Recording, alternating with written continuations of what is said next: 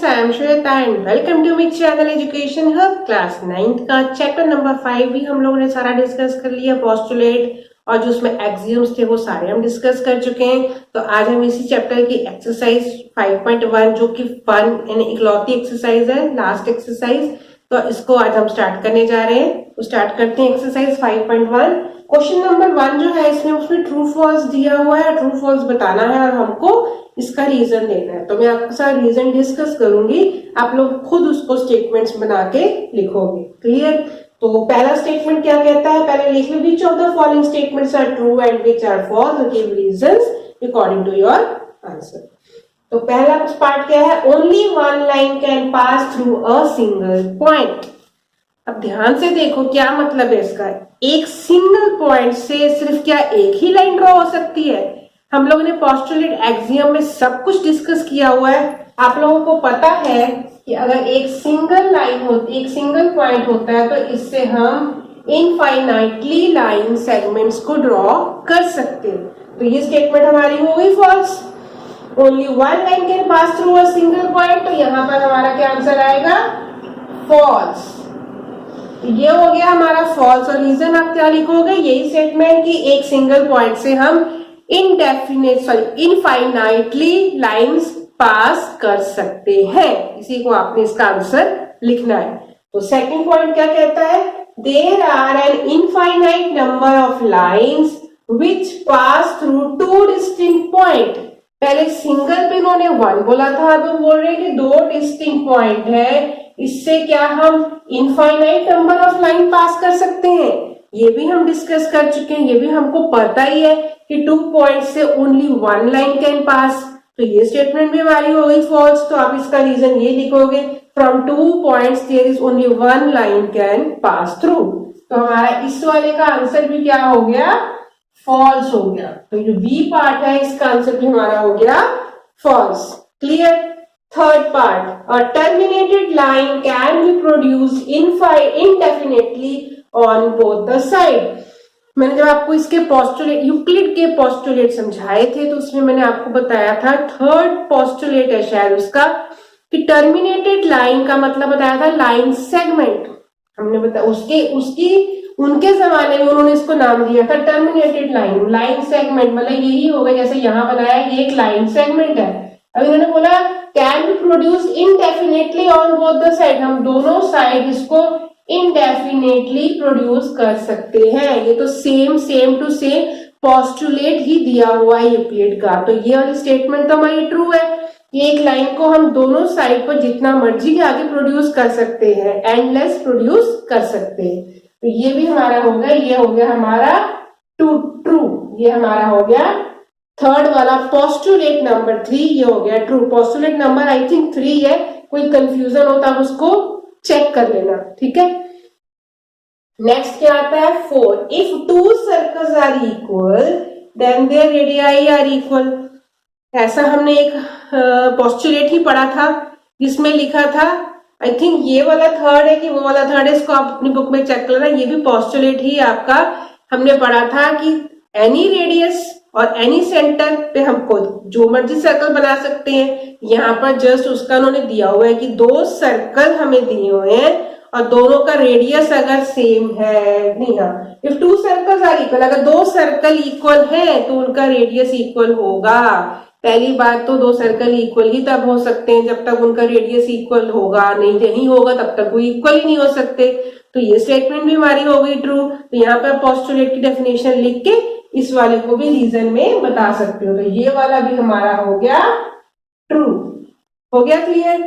अब last part देखते हैं। लास्ट पार्ट क्या है, if A B is equal to P Q, ये ए बी लाइन है, ये पी क्यू के इक्वल है, ये आपकी बुक में बना हुआ है, पिक्चर भी बनी हुई है। And P Q is equal to X Y, P Q जो है एक्स वाई की इक्वल है, then A B is equal to X Y, A B जो है एक्स वाई की इक्वल होगा। ये भी हमने पढ़ा होगा, हमें पता ही है कि अगर ए बी पी क्यू के इक्वल है, पी क्यू एक्स वाई के इक्वल है, तो ए बी और एक्स वाई हमारा इक्वल हो गया ना। पी क्यू इक्वल, तो ये और ये भी तो इक्वल हुआ। कौन सा यहाँ पर आता है एक्सियम। यहाँ पर हमने फर्स्ट एक्सियम पढ़ा था, if the things are to the things are equal, sorry if two things are equal then they are, जो उन दोनों की एक मुझे स्टेटमेंट याद नहीं आ रही है कि दो थिंग्स आपस में इक्वल होती है तो वो आपस में भी इक्वल होंगी। अगर एक चीज दो चीजों की, एक थिंग दूसरी दो चीजों की इक्वल है तो वो दोनों चीजें भी आपस में इक्वल होगी। तो ये स्टेटमेंट आप वहां पे लिख सकते हो। ये वाला भी हमारा क्या हो गया, ट्रू स्टेटमेंट हो गया। क्लियर। क्वेश्चन नंबर 2 ऑफ 5.1 क्या कहता है, give a definition for each of the following terms. कुछ टर्म्स दी हुई आपकी बुक में, उनको डिफाइन करना है हमको। Are there other terms that need to be defined first. जब हम उन टर्म्स को डिफाइन करेंगे, डिफाइन करने में क्या ऐसी कोई और टर्म्स भी आती है बीच में जिनको हमें और डिफाइन करना पड़ेगा? तो and how might you define them, और कैसे आप उनको डिफाइन करोगे? तो मैं आपको करके दिखा रही हूँ, बहुत सिंपल टर्म्स है। आपने प्रीवियस क्लासेस में ये टर्म्स समझी हुई है। पैरेलल लाइंस, पैरेलल लाइन सबको पता है कि पैरेलल लाइंस कौन सी होती है, जो आपस में कभी मीट नहीं करती है। तो हमने पैरेलल लाइन की डिफाइन कर दिया। Parallel lines are those lines which do not intersect each other, जो आपस में कभी इंटरसेक्ट नहीं करती, हमेशा पैरेलल ही जाती है। तो ये होगी पैरेलल लाइन की डेफिनेशन। अब इसमें हमारे कौन से टर्म है जो हमें डिफाइन करने पड़ेंगे? यहाँ पर देखो लाइंस दिया हुआ है और यहाँ दिया हुआ है इंटरसेक्ट। तो हम इन टर्म्स को डिफाइन कर सकते हैं। तो हमने इनको डिफाइन कर लिया। लाइन भी आप लोगों को पता है क्या होती है। Line is a breathless length. वो लाइन किसे बोलते हैं? जिसकी ब्रेथलेस, जिसकी ब्रेथ नहीं होती और इसका कोई एंड नहीं है, उसको बोलते हैं हम लोग लाइन। ये हमने आपकी बुक में जो डेफिनेशंस दी हुई है यूक्लिड की, आप उसी से ये पॉइंट उतार सकते हो। नेक्स्ट आगे intersect, it has one common point. Intersect का क्या मतलब होता है? दो लाइन आपस में इंटरसेक्ट करती हैं ओनली वन पॉइंट पे। तो ये हमने इसको डिफाइन कर दिया। सेकंड डेफिनेशन उन्होंने पूछी हमसे परपेंडिकुलर लाइंस की, भी हमने पैरेलल लाइंस का लिखा था, तो उससे रिलेटेड हम आगे कुछ जो डिफाइन है उसको वही कंटिन्यू कर सकते हैं। तो परपेंडिकुलर लाइन की डेफिनेशन मैंने लिख दी है। परपेंडिकुलर होती कौन सी? जिसमें 90 डिग्री का एंगल बनता है। Lines which meet at 90 degree, वो लाइंस जो कि 90 डिग्री पे मीट करती हैं, इसको परपेंडिकुलर लाइंस बोलते हैं। और इसकी 90 डिग्री में मीट करेंगे तो वो राइट एंगल हो गया।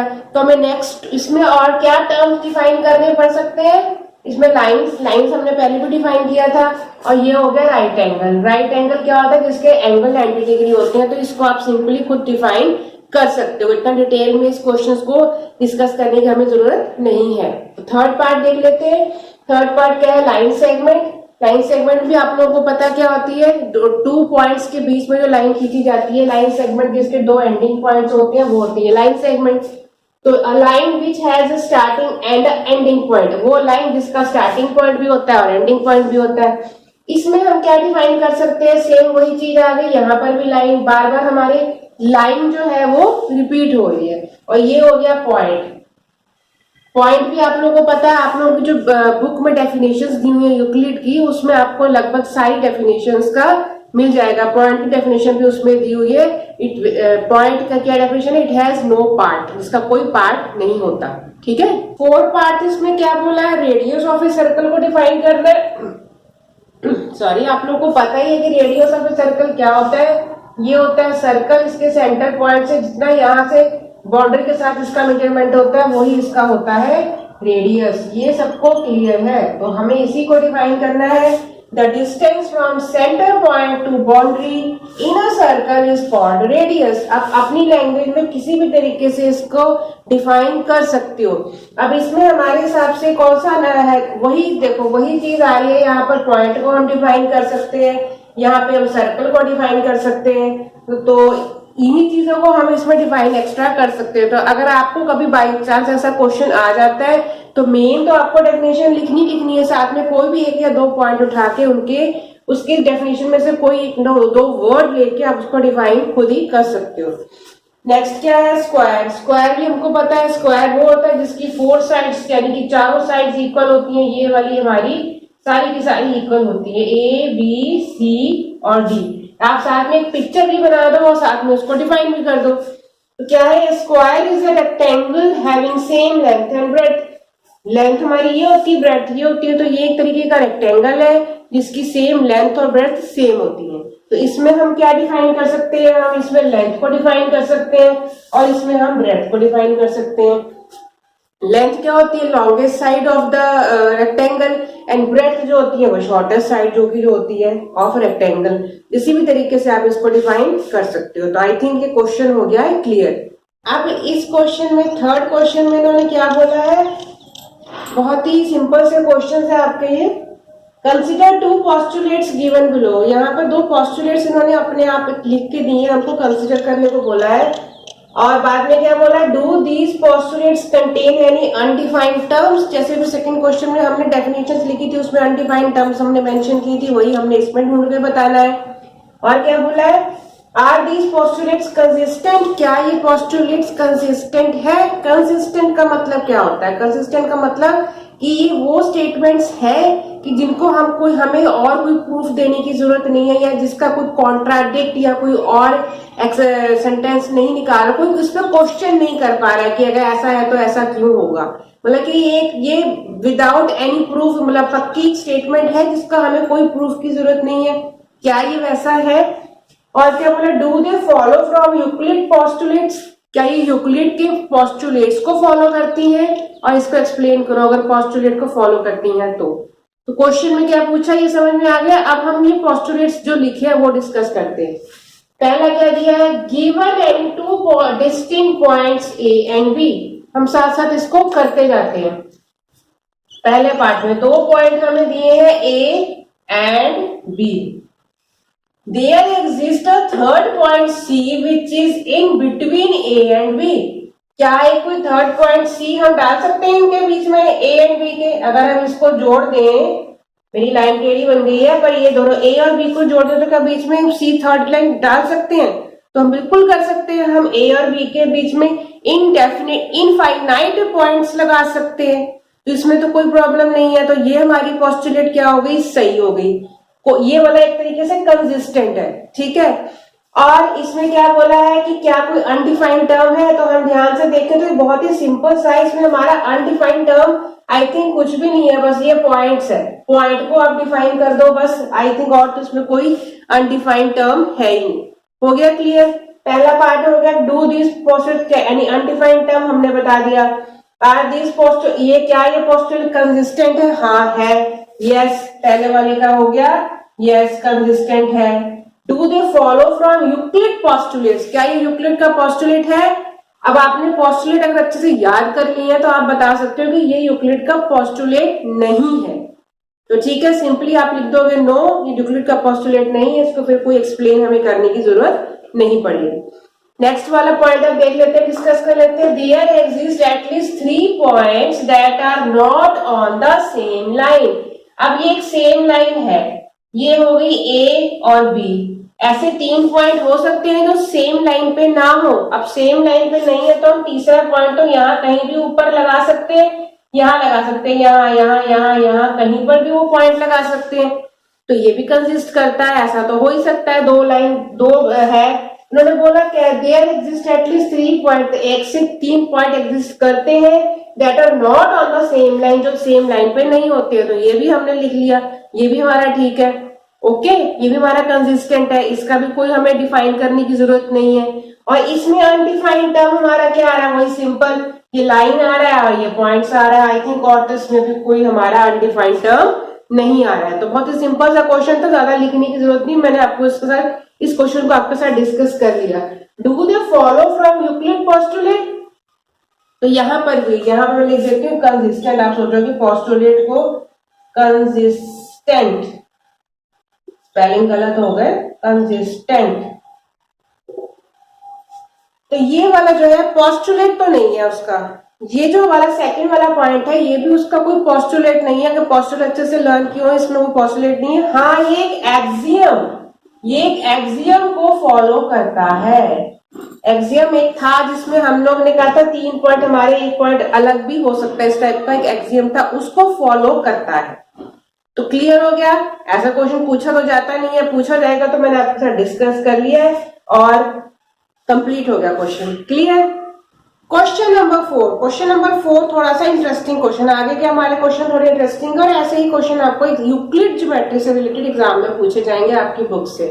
तो क्वेश्चन क्या कहता है, if a point C lies between 2 points A and B such that AC is equal to BC, then prove that AC is equal to half of AB explain by drawing the figure. तो सबसे पहले तो हम इसकी figure बना लेते हैं, तभी हम इसको कर पाएंगे। 2 पॉइंट्स है ए और बी, और उन्होंने बोला है कि जो सी है वो उनके बीच में लाई करता है। तो ये हमने एक लाइन खींची, ये बीच में मिड पॉइंट में आ गया ए, ये हो गया सी, ये हो गया बी। अब इस क्वेश्चन को ध्यान से देखो।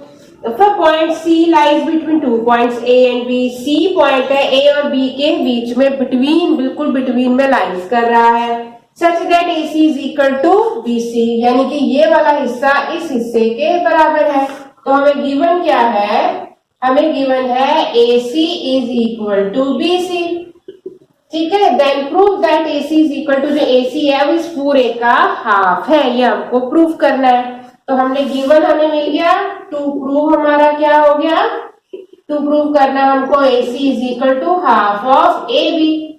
अब आप ध्यान से देखो, अब इसमें हम क्या लगाएंगे? इसमें हम लगाएंगे एक्सियम। अब एक्सियम हमारा 2, आपको ध्यान होगा, आपको याद होगा, हमने क्या पढ़ा था?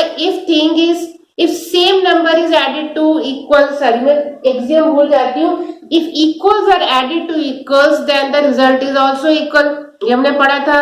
तो अगर इसमें हम इसको हम शुरू करते हैं, इसको हम करते हैं प्रूफ में, अगर हम AC को दोनों साइड ऐड करते हैं तो क्या होगा? रिजल्ट हमारा सेम आएगा। तो हम इसमें क्या करने वाले हैं?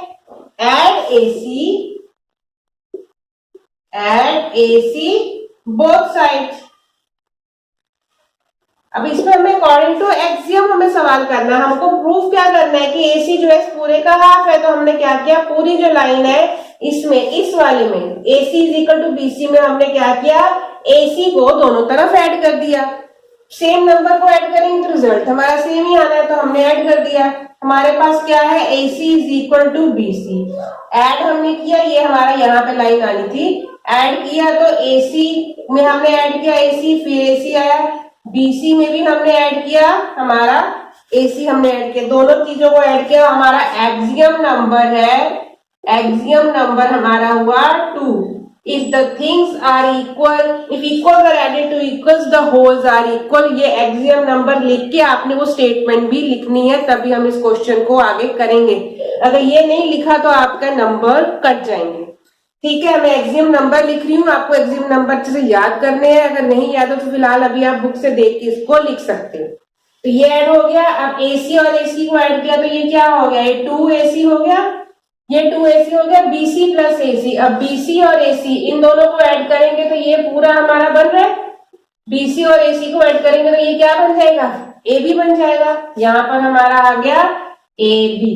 अब आपको समझ में आ रहा है सवाल? अब ये 2 जो है AC से हो रहा है मल्टीप्लाई, जब इसके साथ लिखा है कोई साइन नहीं, इसका मतलब मल्टीप्लाई हो रहा है, तो ये 2 कहां चला जाएगा? दूसरी साइड जाके डिवाइड हो जाएगा। तो हमारा क्या हो गया? AC is equal to AB upon 2। बस यही हमको प्रूफ करना था, AC is equal to AB upon 2। पर आप कहोगे मैम यहाँ तो हाफ 1/2AB लिखा हुआ है, तो इसको हम ऐसे भी तो लिख सकते हैं। इसको आप ध्यान से देखो, क्या हो गया? AC is equal to half of AB। ये हमने इसको प्रूफ कर लिया। क्लियर? इजी था, बस एक्सियम नंबर लगाना है और हमें इसको प्रूफ, ये हमारा प्रूफ हो गया। Question number 5। क्वेश्चन नंबर 5 में क्या दिया है? इन क्वेश्चन 4, जो क्वेश्चन 4 में हमने भी प्रूफ किया था AC is equal to half of AB, उसी क्वेश्चन के बारे में बात की है। Point C is called the mid point of line segment AB। Question 4 का जो डायग्राम था हमने क्या बनाया था? ये AB बनाया था और ये पॉइंट C बनाया था बीच में। तो पॉइंट C हमने क्या कहा था? दोनों की AC is equal to BC था, तो हमने इसका क्या मतलब हुआ कि C जो है मिड पॉइंट है AB का, mid point of the line segment AB। Prove that every line segment has one and only one mid point. अब हमें ये प्रूफ करना है कि हर लाइन सेगमेंट का ओनली वन ही मिड पॉइंट होता है। अब इस लाइन सेगमेंट का मिड पॉइंट तो यही है, एक अकेला C हमारा मिड पॉइंट है। तो हम इसको प्रूफ करके दिखाना है कि ये हम कैसे कह सकते हैं कि एक ही मिड पॉइंट होगा। अगर हमने एक और पॉइंट ले लिया तो वो मिड पॉइंट तो होगा नहीं। इसको हम कैसे प्रूफ करेंगे? हम इसको करके देखते हैं। हमको गिवन क्या है? It is given that it is given that C is the mid point of A B, ये हमको गिवन ही है, ये हमने प्रीवियस क्वेश्चन का इन्होंने वो बता के इन्होंने कहा हमारा गिवन है। अब हम इसको प्रूफ कैसे करेंगे, हम एक क्या करते हैं, हम सपोज कर लेते हैं, हम मान लेते हैं कि एक और हम इसमें एक मिड पॉइंट बना लेते हैं। हम बना के देखते हैं हम क्या करते हैं, यहां पर हमने क्या किया, एक और मिड पॉइंट ले लिया। अब हम कहते हैं कि ए बी का सी भी एक मिड पॉइंट है, डी भी एक मिड पॉइंट है, हम अज्यूम कर लेते हैं। तो फिर उससे हमें क्या मिलेगा, पहले तो हम इसको स्टार्ट करते हैं। सी अगर मिड पॉइंट है तो हम क्या कह सकते हैं कि जो ए सी है वो हाफ ऑफ ए बी है। ये अभी हमने ऊपर प्रूफ किया था, ये जो ए सी है हाफ ऑफ ए बी है, ये हमारी इक्वेशन 1 हो गई।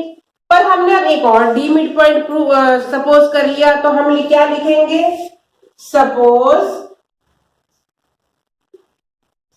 D is also the midpoint of AB। अगर D भी हमारा मिड पॉइंट हुआ तो हमारा ये रूल तो वही लगेगा, AD is equal to half of AB। यहां क्या आ गया, AD is equal to half of AB। ठीक है, ये दो चीजें हो गई। अब हमने दोनों को अज्यूम कर लिया। अब हमने एक एक्सियम पढ़ा था कि अगर टू थिंग्स, एक्सियम नंबर 1 था कि things which are equal to the same thing are equal to one another.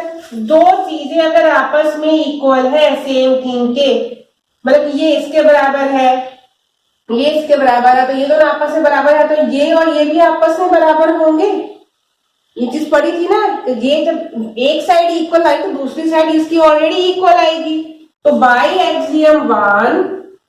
Axiom 1 के साथ आप वही एक्सियम जो मैंने अभी बोला आपको, एक्सियम मुझे याद नहीं रहती है, मैं आपको पढ़ के बताती हूँ।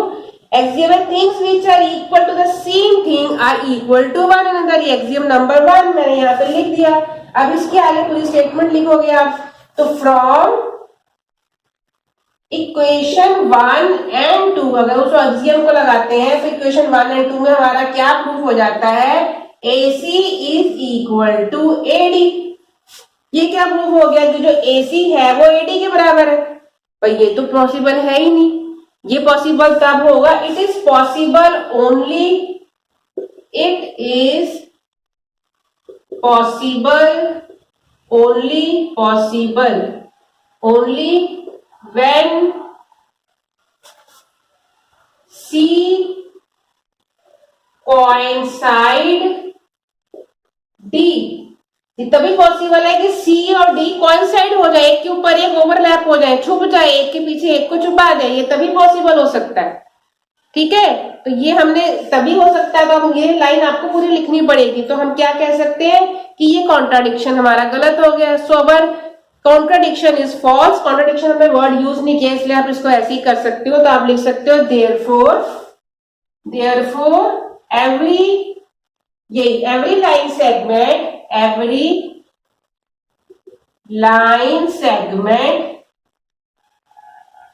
हैज ओनली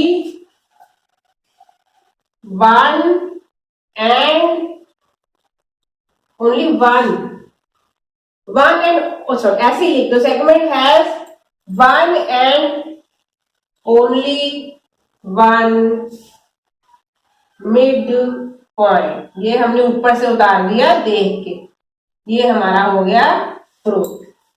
हो गया क्लियर। हर एक क्वेश्चन में, जैसे इस चैप्टर के जो क्वेश्चन है इसमें आपको बस एक्सियम या पोस्टुलेट जो भी आप लगा रहे हैं वो मेंशन करना जरूरी है, तभी आप इस क्वेश्चन को प्रूव कर सकते हो। नॉर्मल सॉल्विंग तो इसकी बहुत ही इजी है। अभी आगे आने वाली चैप्टर्स में हम ये सब चीजें यूज करेंगे। हर यूक्लिड के पोस्टुलेट से एक्सियम को यूज नहीं करेंगे, पर ये ऐसे क्वेश्चन हमको आगे भी करने को आएंगे। क्वेश्चन नंबर 6 में क्या पूछा है, AC पिक्चर बनी हुई है आपकी बुक में, if AC is equal to BD, इन्होंने बोला AC is equal to BD, then prove that AB is equal to CD। ये हमको प्रूफ करना है। तो हमें लिख लेते हैं, हमें गिवन क्या है, ये हमारा solution given AC is equal to BD, और टू प्रूव हमें इस तरीके से ही सवाल को करना होता है। पहले हमें गिवन लिखना होता है और हमें बाद में प्रूफ लिखना होता है। फिर उसके बाद हम जब प्रूफ स्टार्ट करते हैं तो हम उसको लिखते हैं ऐसे प्रूफ।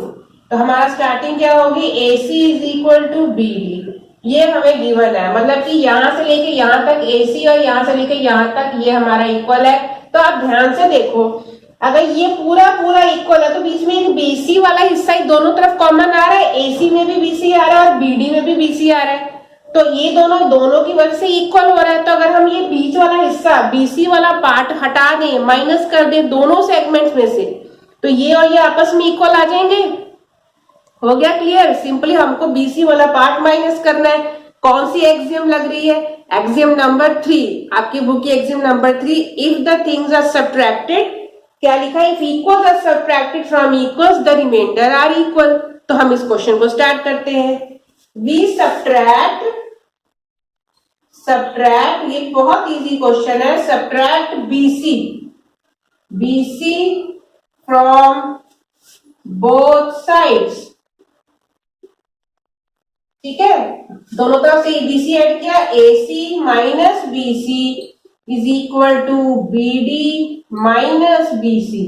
एक्सियम जरूर लिखना है, बार बार बता रही हूं, एक्सियम नंबर मैंने लिख दिया है, एक्सियम की स्टेटमेंट मैंने बता दिया, बुक से देख के लिख लो और इसको अच्छे से बाय हार्ट लर्न कर लो। ये 2-4 एक्सियम आपको इससे रिलेटेड ही क्वेश्चन ही ज्यादातर आपको आएंगे। तो हमने एक्सियम नंबर 3 लिखा, फिर से बोल रही हूँ, if equals are subtracted from equals the remainders are equal. हमने इक्वल को सब्ट्रैक्ट किया इससे, तो इनका जो रिमाइंडर आएगा वो भी इक्वल ही होगा। अब AC में से BC, अब ये पूरा AC है, इसमें से ये BC हमने माइनस कर दिया, तो बचा क्या हमारे पास, A से लेके B तक बचा, यहां पर आ गया हमारा AB। इधर हमारा हमने BC में से BD में से BC माइनस किया, तो क्या बच गया हमारे पास, CD बच गया। तो यहाँ हमने लिख दिया CD। अरे यही तो हमको यहाँ प्रूफ करना था, AB is equal to CD। तो ये हो गया क्वेश्चन यहाँ पर खत्म। देखा कितना सिंपल क्वेश्चन था, बस एक्सियम लगाया और ये प्रूफ हो गया। तो ये हमारा क्वेश्चन हो गया कंप्लीट, प्रूफ। क्लियर? आपकी एक्सरसाइज का ये लास्ट क्वेश्चन है, क्वेश्चन नंबर 7। क्वेश्चन नंबर 7 में क्या बोला, why is axiom 5 in the list of Euclid axioms considered universal truth. अब आगे उनकी क्वेश्चन में आपको एक नोट भी दिया हुआ है कि ये एक्सियम की बात हो रही है, पोस्टुलेट की बात नहीं हो रही है। पोस्टुलेट नंबर 5 हमने पढ़ा था, जिसमें दोनों का सम 180 डिग्री और पैरेलल लाइंस का मैंने आपको समझाया था, ये वो वाला पोस्टुलेट नहीं है, ये एक्सियम नंबर 5 है। अब एक्सियम नंबर 5 भी आप लोग को याद नहीं होगा, अब आप लोग अपनी बुक ओपन करो, उसमें देखो जाके एक्सियम नंबर 5 क्या है। 5 हमारा एक्सियम नंबर हमारा 5 क्या है, the whole is greater than a part. Axiom number 5 क्या कहता है, एक्सियम नंबर 5 कहता है the whole is greater than part. अब बोला जा रहा है कि क्या ये यूनिवर्सल ट्रूथ है, कंसीडर्ड यूनिवर्सल ट्रूथ। उसको यूनिवर्सल ट्रूथ क्यों कहते हैं, अब आप ध्यान से देखो। मान लो मैंने एक ये लाइन ले ली, आप लाइन ले लो चाहे कुछ ले लो, सर्कल ले लो। मैंने आपको सर्कल में जब इस एक्सियम को समझाया था तो आपको समझाया था सर्कल में ये पिज्जा है तो उसका ये पूरा होल है, तो उसका एक ये छोटा पार्ट है, स्मॉलर पार्ट है। तो अब यहाँ पर इसको ऐसे ले लो, मान लो मैंने ये लाइन, या इसको आप ऐसे प्रूफ कर लो, इसमें हम ऐसे कर लेते हैं, मैं आपको समझा रही हूँ, आप अपने अकॉर्डिंग इसको लिख सकते हो। AB को मैंने मान लिया 8 सेंटीमीटर और इसी के बीच में मैंने यहाँ पर एक पॉइंट AC ले लिया, ये हो गया हमारा 5 सेंटीमीटर। अब आपको पता है कि जो AB है वो 8 सेंटीमीटर है, ये पूरी कंप्लीट लाइन है, ये हमारा होल है, ठीक है। अब इसी का एक पार्ट है, AC is a part of AB। AB का जो AC है एक पार्ट है, स्मॉलर पार्ट है, तो इसकी जो है हमारी मेजरमेंट कितनी आ गई, 5 सेंटीमीटर आ गई। तो आपको देखने से ही पता चल रहा है कि 8 सेंटीमीटर जो है 5 सेंटीमीटर से बड़ा है, तो हम क्लियरली लिख सकते हैं कि the whole is greater than a part. हम लिख सकते हैं कि 5 centimetre is less than 8 centimetre, चाहे जैसा मर्जी स्टेटमेंट आगे लिख लो। Therefore the whole is greater than a part. तो ये हमारी एक यूनिवर्सल ट्रूथ है। यूनिवर्सल ट्रूथ का मतलब ये तो पक्का ही है, प्रूफ ही है कि अगर एक पूरा पार्ट है, ये पूरा हमारा बार का जैसे पूरा पार्ट है, इसका जो इतना हिस्सा है वो इस बड़े वाले हिस्से से तो छोटा ही है ना, हमेशा जो एक होल चीज है, पूरा एक कंप्लीट चीज है, उसका अगर हम पार्ट्स निकालेंगे, कुछ उसको डिवाइड करेंगे, तो वो हमेशा उस होल का छोट से छोटा ही आएगा। ये यूनिवर्सल ट्रूथ है, इसमें हम कोई चेंज नहीं कर सकते, इसीलिए इसको एज ए यूनिवर्सल ट्रूथ भी माना जाता है। तो क्लियर हो गया, आपकी सारी एक्सरसाइज आज कंप्लीट हो गई है। 5.1 पूरा चैप्टर आपका कंप्लीट हो गया। Euclid's introduction of Euclid's, introduction to Euclid's geometry, ये हो गया क्लियर। तो आज की वीडियो में इतना ही। नेक्स्ट वीडियो में हम नेक्स्ट चैप्टर के साथ मिलेंगे, तब तक के लिए बाय। अगर आप मेरे चैनल को देख रहे हो, मेरी वीडियो सब आपको समझ में आता है, तो प्लीज उसको लाइक किया करो, कमेंट किया करो, लोगों से शेयर किया करो और मेरे चैनल को भी सब्सक्राइब जरूर करना। तो मिलते हैं नेक्स्ट वीडियो में अगेन, बाय।